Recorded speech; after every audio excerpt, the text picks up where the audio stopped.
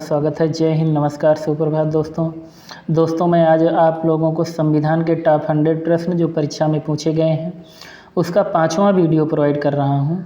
आप सभी वीडियो को पूरा देखें और इस तरह की वीडियो प्राप्त करने के लिए आप हमारे चैनल को सब्सक्राइब और शेयर ज़रूर करें। इससे पहले मैं आप लोगों को 4 वीडियो प्रोवाइड कर चुका हूँ। आप यदि वीडियो को नहीं देखे हैं तो डिस्क्रिप्शन में मैं उसका लिंक दे दूंगा, आप वहां से जा कर के वीडियो को देख सकते हैं। चलिए हम अपनी वीडियो स्टार्ट करते हैं। जब कोई व्यक्ति किसी सार्वजनिक पद पर गैरकानूनी तरीके से रहता है तो उसके विरुद्ध कौन सी रीट न्यायालय द्वारा जारी की जाती है?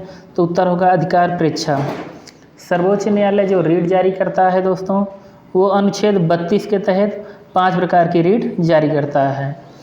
कहीं भी निवास करने की स्वतंत्रता किस राज्य में प्रतिबंध है? तो उत्तर होगा जम्मू कश्मीर। लेकिन जम्मू कश्मीर को जब से केंद्र शासित प्रदेश बना दिया गया, जम्मू एंड कश्मीर तथा लद्दाख, इन 2 क्षेत्रों में डिवाइड किया गया इसको, ये दोनों केंद्र शासित प्रदेश बन गए हैं। तब जम्मू कश्मीर में कोई भी व्यक्ति जा कर के वहाँ पर निवास कर सकता है, ज़मीन ले सकता है, बेच सकता है, कुछ भी कर सकता है वहाँ पर। अगला प्रश्न हम देखेंगे, पंचायती राज व्यवस्था को किस संविधान संशोधन द्वारा संवैधानिक दर्जा दिया गया? तो 73वें संविधान संशोधन के द्वारा। इसके लिए अनुच्छेद 11 जोड़ा गया, अनुसूची 11 जोड़ी गई। अनुसूची 11 जो पंचायती राज व्यवस्था था, इसके अनुसार जो है ग्राम पंचायत की स्थापना की गई और ग्राम पंचायत में कुल 29 विषय हैं। कितने विषय हैं? 29 विषय। नेक्स्ट हम देखेंगे,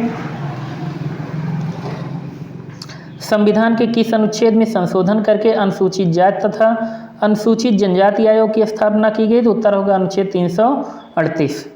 संविधान के किस संशोधन के आधार पर राज्यों की विधानसभाओं में आंग्ल भारतीय समुदाय के लोगों को मनोनीत करने का अधिकार राज्यपाल को प्राप्त है? तो उत्तर होगा 23वें संविधान संशोधन के द्वारा। संघ लोक सेवा आयोग के लिए व्यय का भार कौन वहन करता है? तो उत्तर होगा भारत की संचित नीति। भारत की संचित नीति का उल्लेख जो है अनुच्छेद 266 में है। इस पर अधिकार जो होता है वो संसद का होता है, लेकिन एक निधि और होती है आकस्मिक निधि। आकस्मिक निधि का उल्लेख जो है अनुच्छेद 267 में किया गया है। इसमें से जो धन निकाला जाता है वो राष्ट्रपति की अनुमति से धन निकाला जाता है। नेक्स्ट हम देखेंगे, आप लोग वीडियो को पूरा देखिए दोस्तों ध्यान से। 2 राज्यों के लिए संयुक्त उच्च न्यायालय स्थापित करने का अधिकार किसको दिया गया है? तो उत्तर होगा संसद को। चाहे वो उच्च न्यायालय हो या सर्वोच्च न्यायालय हो, दोनों का जो अधिकार क्षेत्र बढ़ाने का वो अधिकार है, अधिकार क्षेत्र को बढ़ाया जा सकता है, वो संसद के द्वारा बढ़ाया जा सकता है। किस प्रकार के विधेयकों पर राज्यपाल अध्यादेश जारी नहीं कर सकता है? तो उत्तर होगा राष्ट्रपति के विचारार्थ आरक्षित विधेयक। मान लो कोई भी विधेयक है जो विधानसभा से पारित कर दिया गया है, यदि वह राज्यपाल जो है ये उस विधेयक को स्वीकृति दे देता है तो वह उस राज्य में कानून बन जाता है, एक्ट बन जाता है। लेकिन यदि राज्यपाल जो है उस विधेयक को राष्ट्रपति के विचारार्थ कर देता है, मतलब राष्ट्रपति के पास भेज देता है, तो राष्ट्रपति जब तक अनुमति नहीं देता है तब तक किसी भी प्रकार का कानून नहीं बनता है। राज्यों के विश्वविद्यालयों का पदेन कुलपति कौन होता है? तो उत्तर होगा राज्यपाल। नेक्स्ट हम देखेंगे, जिन प्रश्नों का उत्तर सदस्य तुरंत चाहता है उसे किस प्रकार का प्रश्न कहते हैं? तो तारांकित प्रश्न कहते हैं। संविधान सभा के लिए निर्वाचन में कांग्रेस को कितनी सीटें मिली थी?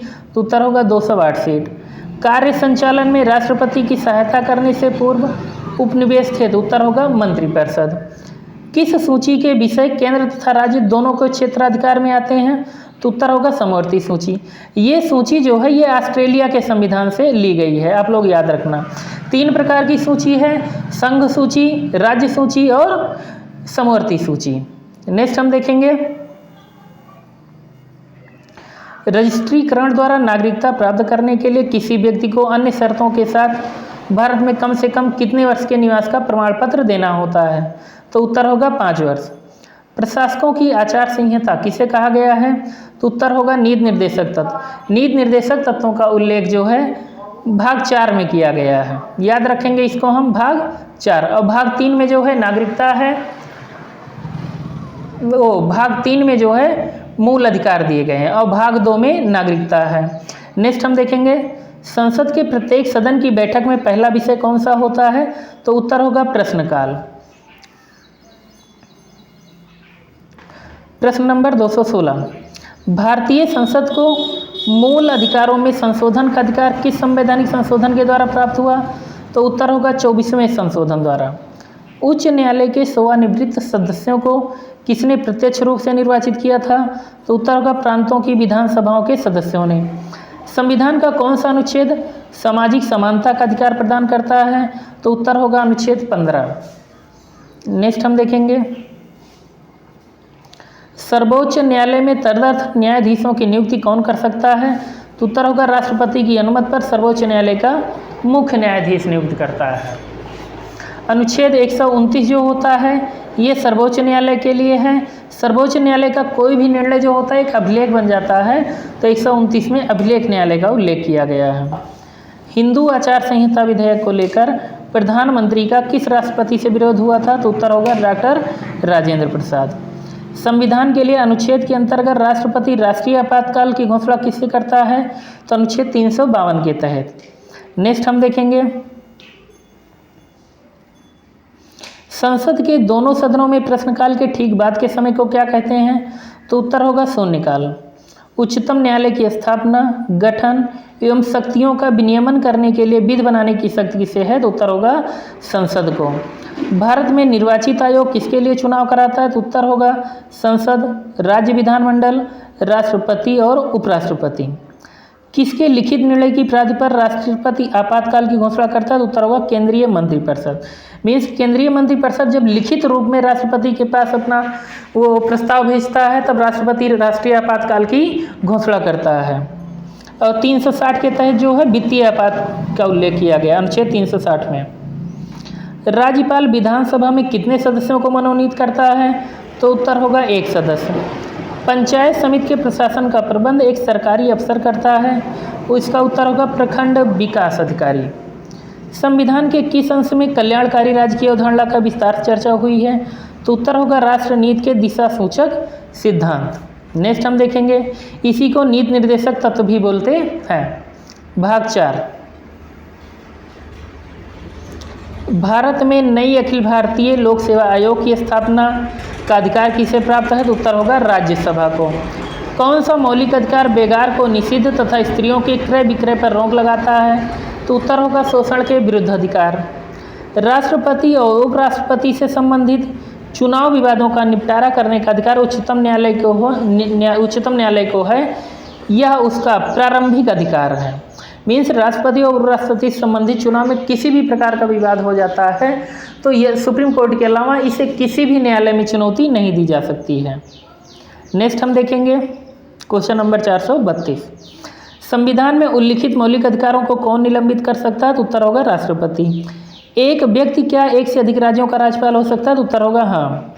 भारत के मूल संविधान में अनुच्छेदों तथा अनुसूचियों की संख्या तो 395 अनुच्छेद और 8 अनुसूचियाँ थी।